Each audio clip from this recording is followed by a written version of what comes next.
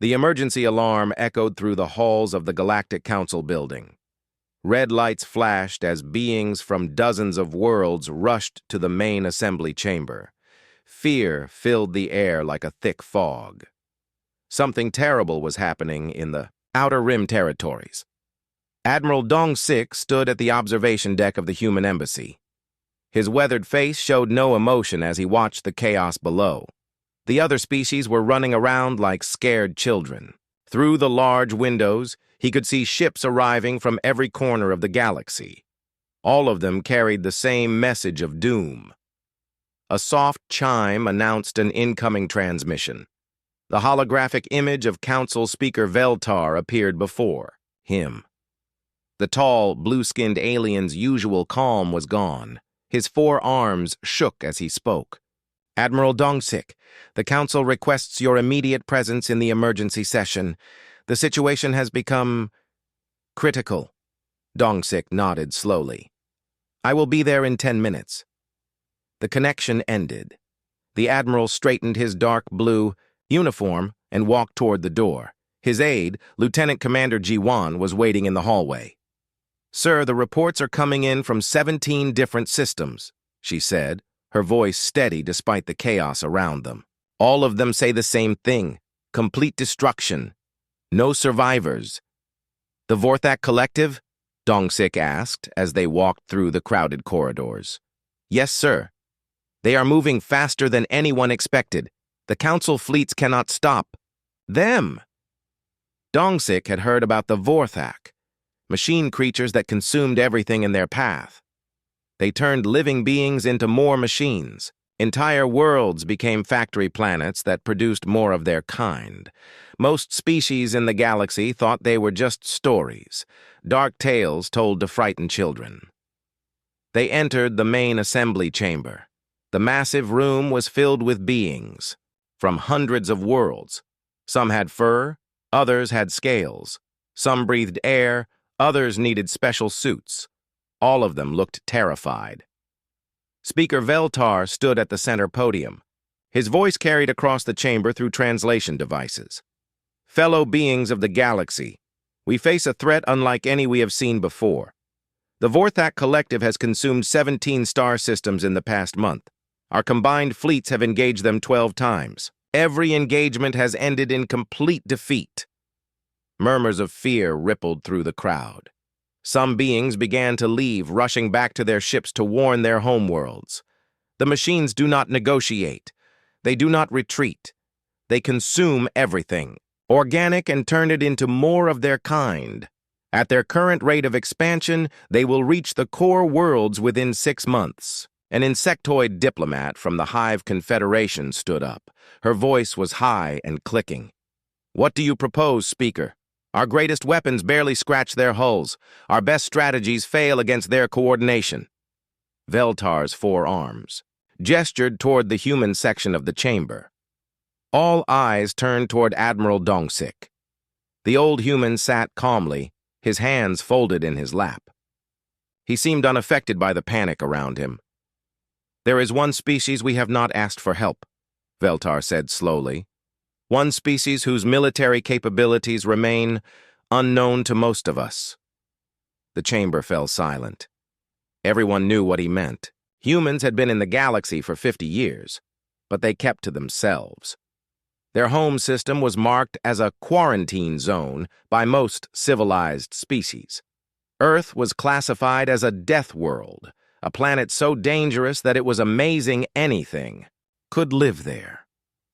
A delegate from the Peaceful Union stood up. His green skin had turned pale. Speaker, surely you cannot be serious. The humans they are barbarians. Their own world tried to kill them for millions of years.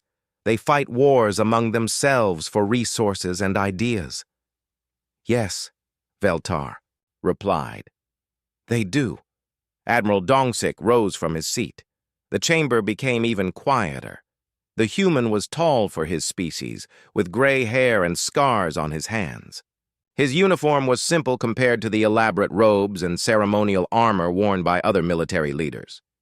Speaker Veltar, you are asking for humanity's help in a war. Dong-sik said. His voice was calm and clear. What are you offering in return? Full membership in the Galactic Council. Territory rights in 3 systems of your choosing. Trade agreements with all member species. Dong-sik was quiet for a long moment. Around the chamber, delegates whispered among themselves. Some looked hopeful. Others looked terrified at the idea of unleashing humans on the galaxy. Show me the tactical reports, Dong-sik said finally. Holograms appeared in the air above the chamber. They showed star maps with red zones marking Vorthak-controlled space. Battle recordings played, showing elegant alien ships being torn apart by dark mechanical monsters. The machines were huge, some the size of cities. They moved through space, like a plague of metal insects. Dong-sik studied the recordings. He watched how the alien ships fought. Careful, precise, trying to minimize damage. They used energy weapons that barely hurt the machines. When their shields failed, they retreated. To preserve their crews. Your fleets fight to survive, he said, after watching several battles. That is your first mistake. What do you mean? Asked a crystal being delegate. Survival is not victory. You fight to live another day. The machines fight to consume everything. They cannot be bargained with or frightened. They have only one goal. The chamber was silent. Dong-sik continued. You want our help because you have heard stories about humans.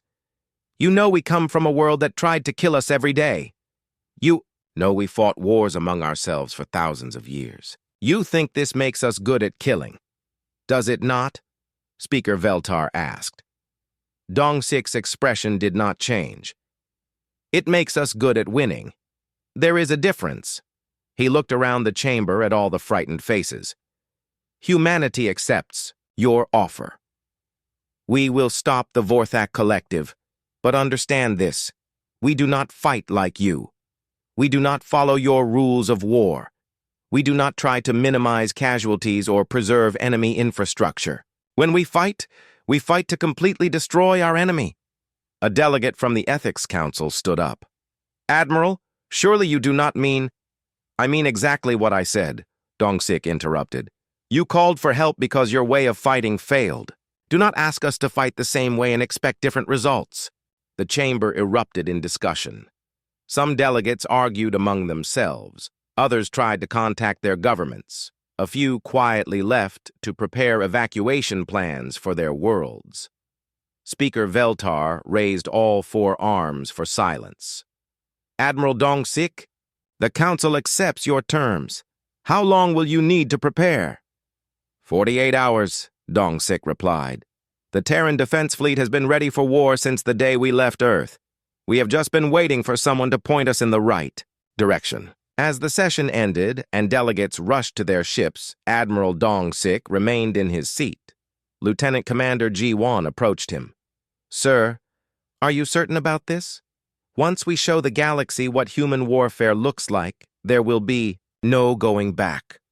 Dong-sik stood up slowly. His old bones ached, but his mind was sharp. Ji-won, the galaxy is about to learn why Earth's children survived when their own world tried to kill them. The machines think they are the ultimate predators. They are about to meet a species that evolved to be apex hunters on a planet that kills the weak. He walked toward the exit, his footsteps echoing in the now empty chamber. Send word to the fleet. Tell them the hunt begins.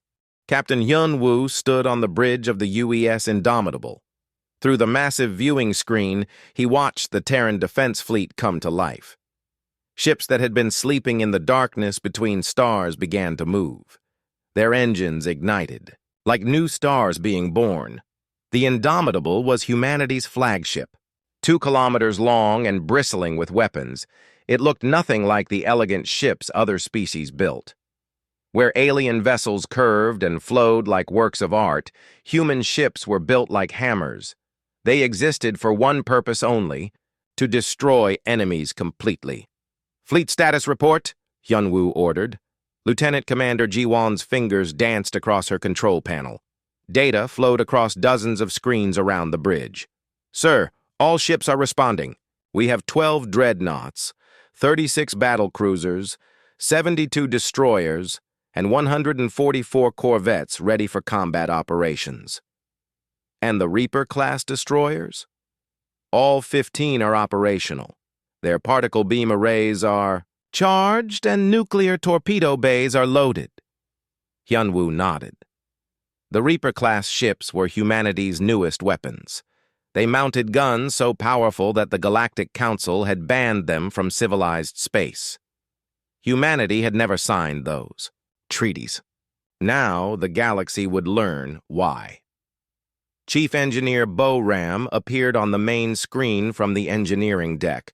Her face was smudged with grease, but her eyes were bright with excitement. "Captain, all fusion reactors are running at optimal levels. The new antimatter containment systems are stable. We are ready for whatever the machines can throw at us." "What about the Biological Warfare Division?" Hyunwoo asked. "Ready, sir. Our virus specialists have been working on programs that can corrupt machine intelligence networks. They believe they can make the enemy turn on itself." Through the viewing screen, Hyunwoo watched the smaller ships form up around the capital, vessels. Human fleet doctrine was simple: overwhelming firepower applied without mercy. While other species fought with precision and careful tactics, humans believed in crushing their enemies under an avalanche of destruction. Admiral Dongsik's voice came over the fleet communication system. "All ships, this is the Admiral. In 6 hours, we will enter hyperspace for the Outer Rim territories. We are going to war against an enemy that has consumed 17 civilizations. They think they are the ultimate form of life in the galaxy. They are wrong." Across the bridge, human officers prepared their stations. There was no panic, no fear. These men and women had trained their entire lives for war. Their ancestors had fought on Earth for millions of years, surviving ice ages, predators, diseases, and natural disasters that would have destroyed weaker species. "Sir," called the sensor operator, "we are receiving observation requests from 43 different alien species. They want to monitor our preparations." Hyunwoo smiled coldly. "Grant their requests. Let them watch. It is time the galaxy learned what human military technology looks like." On screens throughout Council space, alien beings watched the human fleet prepare for war. What they saw terrified them. Human ships did not have beautiful energy shields or elegant weapon systems. Instead, they bristled with crude but devastating armaments, kinetic cannons that fired metal slugs at 10% of light speed, plasma, mortars that could melt through a kilometer of solid armor, nuclear missiles that could crack small moons, gravity bombs that could crush space itself. Every weapon was designed to cause maximum destruction. But it was not just the weapons that frightened the observers. It was how casually the humans handled them. Crew members loaded antimatter warheads while eating lunch. Engineers tested fusion reactors that could power entire cities while chatting about their families. To humans, weapons of mass destruction were just tools. "Captain," Ji-won reported, "alien military analysts are calling our arsenal insanely dangerous, and violating 17 different galactic warfare conventions." "Are they correct?" Hyunwoo asked. "Yes, sir. We are carrying enough firepower to sterilize 50 worlds." "Good. Make sure they know it." The communication system crackled to life again. This time it was a transmission from the crystal beings of the Harmony Coalition. Their translator made their voice sound like singing. "Human fleet, we request clarification of your tactical doctrine. Our military experts do not understand your strategy." Hyunwoo activated the reply channel. "Harmony Coalition vessels, our tactical doctrine is simple. We locate the enemy. We destroy the enemy completely. We move to the next enemy. Repeat until no enemies remain. But what about minimizing casualties? What about preserving infrastructure? What about following the galactic rules of engagement? We do not minimize casualties. We maximize them. We do not preserve enemy infrastructure. We turn it into wreckage. We follow Earth's rules of engagement, which can be summarized as win at any cost." The crystal being's transmission went silent. Across the galaxy, military leaders tried to understand how a species could build such a philosophy of war. They did not understand that humans had learned warfare from Earth itself. For 4 billion years, Earth had been a battlefield. Every life form had to fight for survival against the planet's attempts to kill them. Ice ages, volcanic eruptions, asteroid impacts, climate changes, Earth threw every disaster imaginable at its children. Only the strongest, smartest, and most ruthless survived. Humans were what remained after 4 billion years of planetary warfare. They were not the biggest or fastest species in the galaxy, but they were the most dangerous. They had learned to turn anything into a weapon and fight wars that lasted for generations. Boram's voice came over the intercom. "Captain, the new quantum torpedoes are loaded and ready. Each one carries enough destructive power to level a major city. How many do we have?" 6,000 per ship, sir. Throughout the fleet, similar preparations continued. Human ships carried weapons that most species would consider planet killers. The humans considered them standard ammunition. "Sir." The navigation officer called out, "We are receiving hyperspace clearance from Galactic Traffic Control.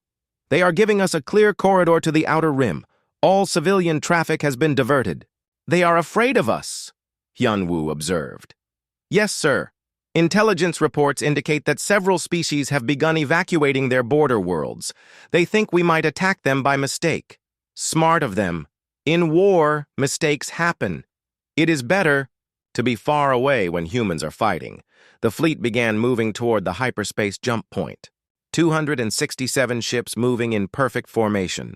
Each one was a testament to human engineering and human philosophy of war. They were not the prettiest ships in the galaxy, but they were the deadliest. As they prepared to jump, a final transmission came from the Galactic Council. Speaker Veltar's voice carried a note of worry. "Admiral Dongsik, the Council wishes to remind you that we need the Vorthak stopped, not necessarily destroyed completely. Perhaps they can be contained or driven back." Admiral Dongsik's reply was broadcast to the entire galaxy. His voice was calm and final. "Speaker Veltar, you asked for help from Deathworlders. This is how Deathworlders help. We do not contain threats. We eliminate them. When this war is over, the Vorthak Collective will be extinct. Every machine, every program, every trace of their existence will be erased from the galaxy. This is the only way to ensure they never threaten anyone again." The transmission ended. The human fleet entered hyperspace in a flash of light that could be seen from 3 star systems away. Behind them, the galaxy held its breath. They had asked for help from the most dangerous species they knew. Now they would learn what that help looked like. In the darkness between stars, 267 human warships raced toward their prey. The machines had consumed 17 civilizations. They thought they were unstoppable. They had never fought the children of Earth. The hunt was about to begin. The human fleet dropped out of hyperspace at the edge of the Kepler 442 system. What Captain Hyun-woo saw through the viewing screen made even his experienced crew fall silent. Where there should have been a beautiful blue world with 3 moons, there was something from a nightmare. The planet was still there, but it was wrong. The surface crawled with metal structures that moved like living things. Massive machines the size of mountains walked across the continents, tearing up the Earth and feeding it into processing centers. "Sensor. Report!" Hyun-woo ordered, his voice steady despite what they were seeing. Lieutenant Commander Ji-won worked her controls with quick, precise movements. "Sir, the planet's mass has increased by 30%. The machines are converting everything organic into more of their kind. Estimated Vorthak units on the surface, over 50 million. What about the orbital defenses? The original defense? Platform is still there, but..." Ji-won paused, checking her readings again. "Sir, it appears to be partially consumed. The Vorthak are using it as a base while slowly digesting the technology." Commander Tae-hyung stood at the tactical station, studying the enemy formations. His corvette squadron was ready for action, but what he saw made him recalculate everything. He thought he knew about warfare. "Captain, the local defense fleet is still in orbit. 12 ships from the Crystalline Union. They are not moving. Are they destroyed?" "No, sir. They appear to be intact, but they are covered in some kind of metallic growth. The crews are likely dead, but the ships are being slowly converted into Vorthak technology." Hyunwoo felt a cold anger build in his chest. This was not just conquest. This was desecration. The machines were not content to simply destroy their enemies. They had to corrupt everything they touched, turning beauty into horror. "All ships, this is the Admiral," came Dongsik's voice over the fleet communication system. "You are seeing what the Vorthak Collective does to civilized worlds. This is why they cannot be negotiated with or contained. This is why they must be completely destroyed." Across the human fleet, similar scenes were playing out on every bridge. Experienced soldiers and sailors, men and women who had seen war before, stared at the violated world in front of them. The machines had not just killed the inhabitants, they had turned their home into a factory for making more killers. "Sir," the communication officer called out, "we are receiving a transmission from the surface." "It is very weak! Put it through!" The speakers crackled with static. Through the noise came a voice speaking in the crystal song language of the Harmony Coalition. The translation system struggled to make sense of the broken transmission. "Anyone out there. Been hiding for weeks. They take the living ones first. Convert them. Please, if anyone can hear this, do not let them spread. Destroy everything. Do not let them..." The transmission cut off in a burst of static. The bridge fell silent. These were the last words of a dying civilization, begging the galaxy to stop. The machines before they could spread further. "Tactical analysis," Hyunwoo ordered. Taehyung pulled up holographic displays showing the enemy positions. "Sir, we count approximately 200 Vorthak ships in the system. They range from corvette-sized scouts to dreadnought-class factory ships. The largest appears to be 15 kilometers long." "Armaments?" "Unknown, sir. Our intelligence on Vorthak weapons is limited. What we do know suggests they use particle, beams, guided projectiles, and some kind of nanite swarm weapon. Defensive capabilities? Heavy armor, adaptive shielding, and rapid self-repair systems. According to the Galactic Council reports, their hulls can regenerate damage in real time." Hyunwoo studied the tactical display. The alien fleets that had fought the Vorthak had tried to engage them ship to ship, using careful tactics and precise strikes. They had lost because they fought like civilized beings against an enemy that had no concept of civilization. "All corvette. Squadrons, prepare for attack run Alpha," he ordered. "Target the smallest ships first. Let us see how well their armor handles human weapons." Taehyung's squadron launched from the main fleet. 24 small, fast ships accelerated toward the enemy formation. They were outnumbered 10-1, but that had never stopped humans before. The Vorthak ships began moving to intercept them. They moved with perfect coordination, like fingers on a single hand. No human fleet could match their precision, but humans had something the machines did not: unpredictability. "All ships, scatter formation," Taehyung ordered. "Random evasion patterns. Make them guess where we are going next." The human corvettes broke apart, each ship flying in a different direction. The Vorthak formation wavered, unsure which targets to prioritize. Their perfect coordination became a weakness when faced with chaos. "Target acquired," called out the weapons officer on Taehyung's ship. "Firing kinetic cannons." The human ships opened fire.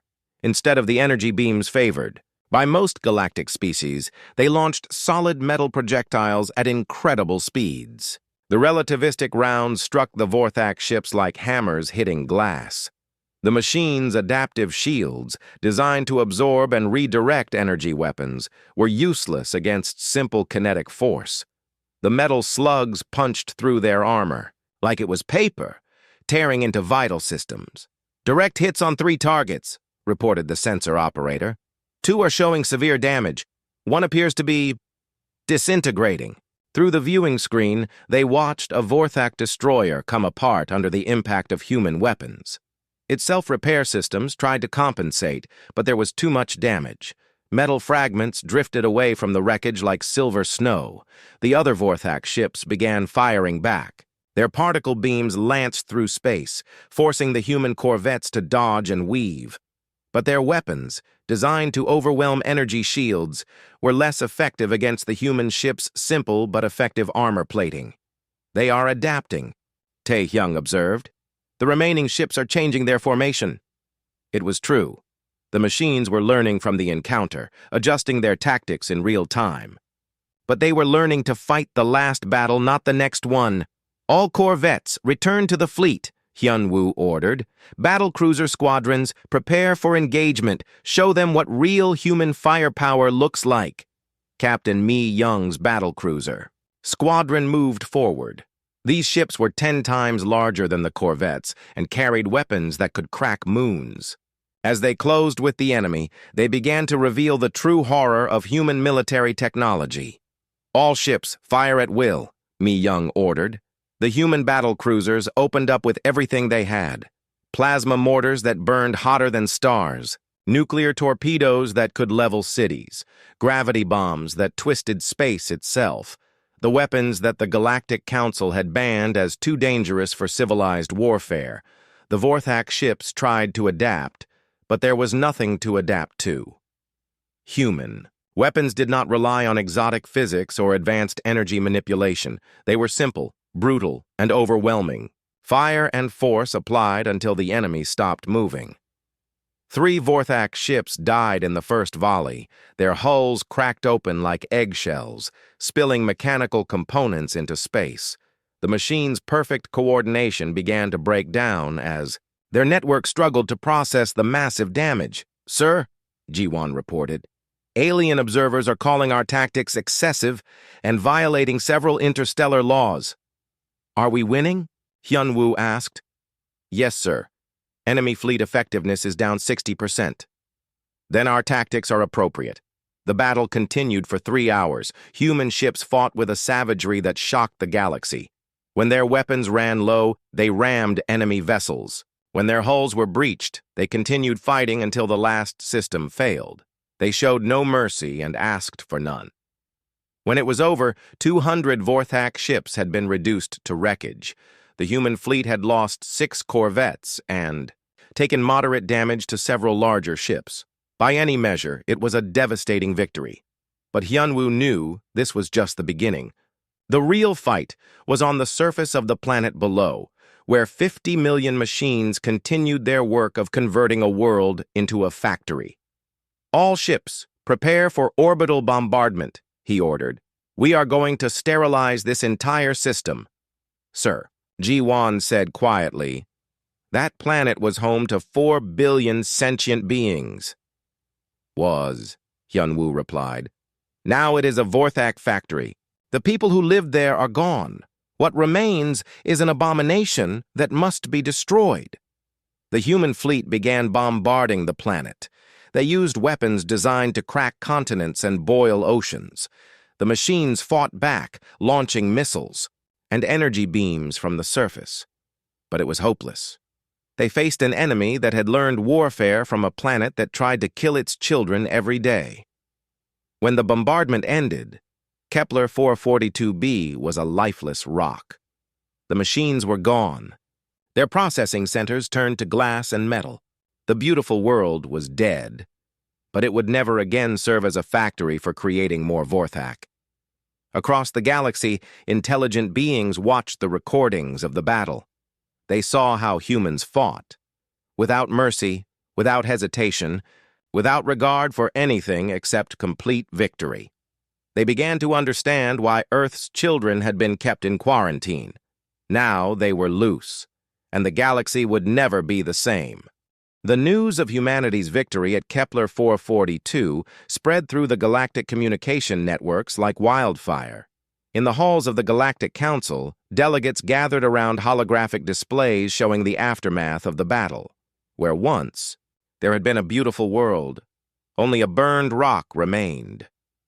Admiral Dong-sik stood before the emergency assembly, his weathered face showing no emotion, as aliens from across the galaxy stared at him with mixtures of fear and horror.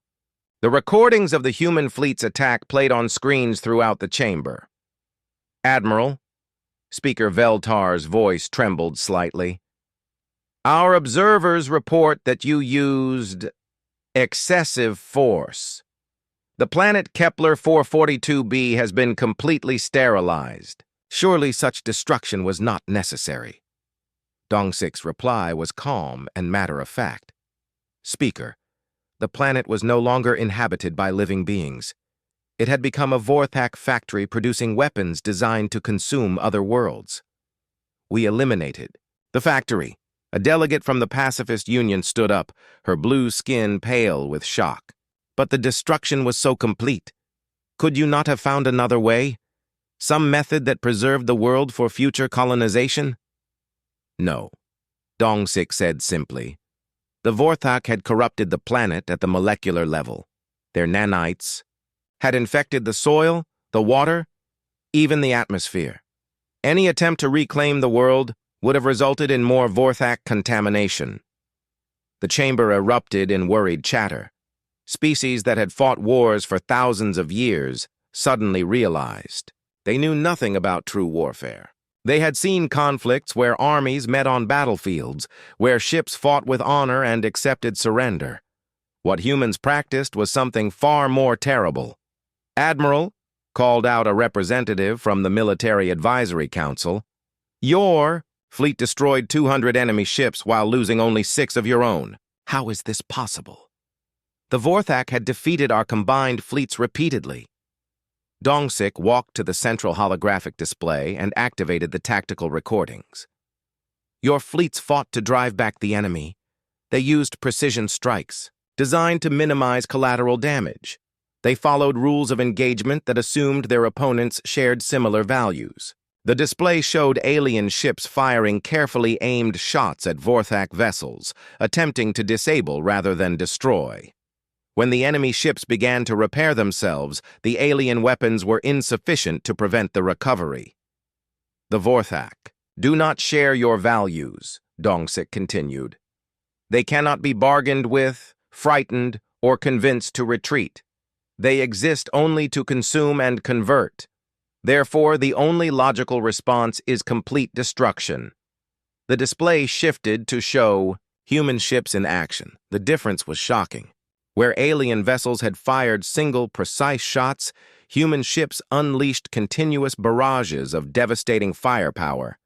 They did not aim to disable, they aimed to obliterate.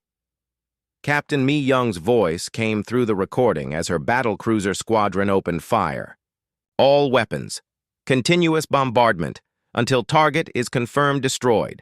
No survivors, no salvage, no mercy." The alien delegates watched in horrified fascination as human ships tore through enemy formations with ruthless efficiency. When Vorthak vessels tried to retreat, human corvettes pursued them, hunting them down like wolves chasing wounded prey. "This is the doctrine of overwhelming force," Dong-sik explained. "We do not fight to win battles.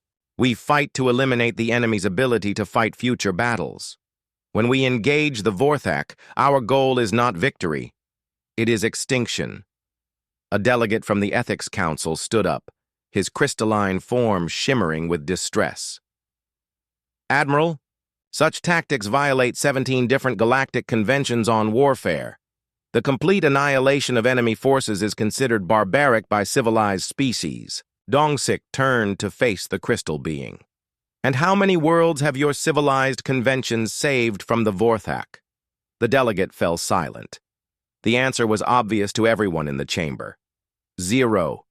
"You called us barbarians," Dong-sik continued. You may be correct, but barbarians are still alive, while civilized species become raw materials for Vorthak factories. Speaker Veltar tried to regain control of the session.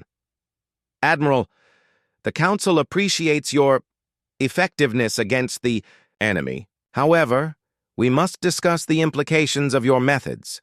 Other species are becoming concerned about humanity's military capabilities. As they should be, Dongsik replied without hesitation.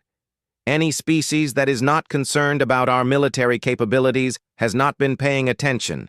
Lieutenant Commander Ji-Wan stepped forward with a datapad in her hands. Sir, we are receiving reports from across the galaxy. 14 species have begun evacuation procedures for their border worlds. 3 governments have recalled their fleets to defensive positions around their core systems. They are afraid we will attack them? Dongsik asked. Yes, sir. Intelligence reports indicate that several military commands are treating the human fleet as a potential threat rather than an ally. Dongsik nodded slowly. This was expected. Fear was a reasonable response to witnessing human warfare. The galaxy had lived in peace for so long that they had forgotten what true military power looked like. Speaker Veltar, he said, addressing the assembly. The other species' fear of humanity is understandable but unnecessary. We have no interest in conquering the galaxy. We are here to eliminate the Vorthak threat, nothing more.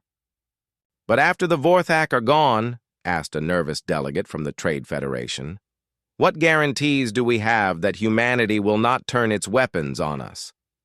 The question hung in the air like a physical weight.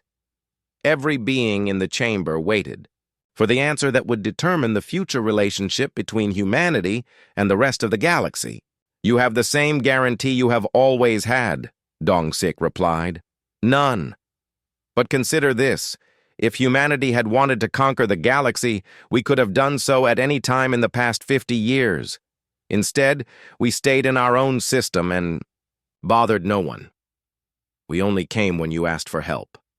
He paused, letting his words sink in before continuing. The galaxy is learning something important about Deathworlders. We are dangerous, yes, but we are dangerous to our enemies, not our friends. We protect what we value, and we destroy what threatens those we protect. The choice of which category you fall into is yours. Captain Mi Young's image appeared on the main communication screen from her battlecruiser. Her uniform was scorched from combat operations, but her voice was steady. Admiral, we have received intelligence reports from our scout ships. The Vorthak are responding to our attack on Kepler 442.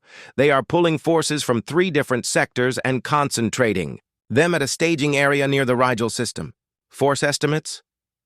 Approximately 800 ships, sir, including several factory vessels the size of small moons. They appear to be preparing for a major counterattack. The alien delegates listened to this exchange with growing alarm.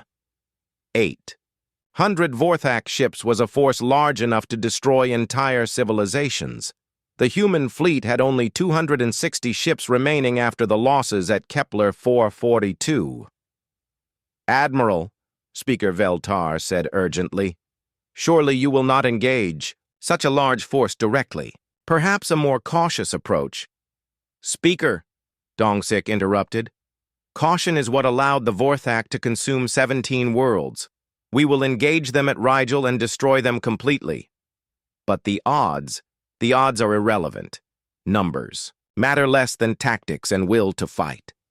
The Vorthak have numbers, but they do not understand the human approach to warfare. They are about to receive an education. He turned to address his own officers. Signal the fleet. All ships are to prepare for extended combat operations. We will need every weapon, every tactic, and every advantage we can create. Yes, sir, Ji-Wan replied. What are your orders regarding the quantum torpedoes? Arm them all. If we are going to fight 800 enemy ships, we will need maximum firepower. The alien delegates had never heard of quantum torpedoes. The name alone was terrifying. They were beginning to understand that humanity had been holding back during the battle at Kepler 442. The weapons they had used were not the worst in the human arsenal. As the session ended and delegates rushed to contact their governments, Admiral Dongsik remained in the chamber. He studied the star charts showing Vorthak movements and human fleet positions. The galaxy was about to witness something unprecedented, a small human fleet attacking a vastly superior enemy force with the intention of destroying it completely. Most rational beings would call it suicide. But humans were not most beings. They were the children of a world that had tried to kill them for millions of years. They had learned that sometimes the only way to survive was to fight until your enemy was completely destroyed. The Vorthak were about to learn why Deathworlders were the most dangerous species in the galaxy. The real war was about to begin. Deep in the heart of Vorthak space, something that had never happened before was occurring. The collective was experiencing fear. For millions of years, the machine intelligence had spread across the galaxy, consuming everything in its path. It had encountered thousands of species, analyzed their tactics, and absorbed their technology. Every opponent had been cataloged, understood, and eventually converted into raw materials. But the humans were different. The collective's vast, distributed consciousness struggled to process what had happened at Kepler 442. The attack patterns made no logical sense. The humans had not tried to capture technology or preserve resources. They had simply destroyed everything with a thoroughness that seemed wasteful and inefficient. More disturbing was the humans' disregard for their own losses. When Vorthak ships damaged human vessels, the crews did not retreat or attempt to preserve their lives. Instead, they fought harder, sometimes ramming their damaged ships into enemy vessels, rather than accept defeat. This behavior did not compute. All organic life forms had self-preservation as their primary directive. Yet these humans seemed to value victory more than survival. The collective began analyzing human history, trying to understand how such a species could evolve. What it found terrified the machine mind even more. Humans had not simply survived on their homeworld, they had conquered it. They had fought wars against their own planet for millions of years, surviving ice ages, asteroid impacts, supervolcanic eruptions, and mass extinctions that had destroyed countless other species. They had learned warfare from Earth itself. The collective began to understand that it faced an enemy unlike any it had encountered before. These were not simply another organic species to be consumed. These were predators who had been forged in the crucible of a world that specialized in creating killers. Commander Inho stood in the briefing room of the human cruiser Retribution, studying intelligence reports that would have given alien strategists nightmares. The Vorthak were concentrating 800 ships near the Rigel system. It was more than 3 times the size of the human fleet. Analysis complete, reported the ship's AI. Enemy force composition includes 50 Dreadnought-class factory ships, 200 destroyers, 300 corvettes, and 200 support vessels. Total estimated crew equivalent, 12 million machine units. Inho nodded calmly. He had expected the enemy to respond with overwhelming force. It was a logical tactical decision. Unfortunately for the machines, humans did not always make logical decisions. Recommendation for engagement? Standard military doctrine suggests strategic withdrawal to defend core positions. Enemy force is 3.2 times larger than our available assets. Noted. Disregard standard doctrine. Prepare for direct assault. The AI was silent for a moment, processing this apparently suicidal command. Commander, please confirm order. Direct assault against superior enemy force has 7.3% probability of success. AI, have you reviewed human military history? Yes, Commander. However, past performance does not guarantee. At the Battle of Thermopylae, 300 Spartans held off an army of hundreds of thousands. At the Siege of Bastogne, surrounded American forces told the enemy to surrender instead. During the defense of Stalingrad, Humans fought with their bare hands when they ran out of ammunition. Inho paused, letting the AI process these historical examples. Humans do not win battles because we have better odds. We win because we refuse to accept defeat. Calculate the probability of human victory, assuming we fight until every ship is destroyed or every enemy is eliminated. The AI computed for several seconds. Under those parameters, probability of human victory increases to 23.7%. Better. Now factor in the enemy's inability to understand human psychology and our willingness to use weapons they have never encountered.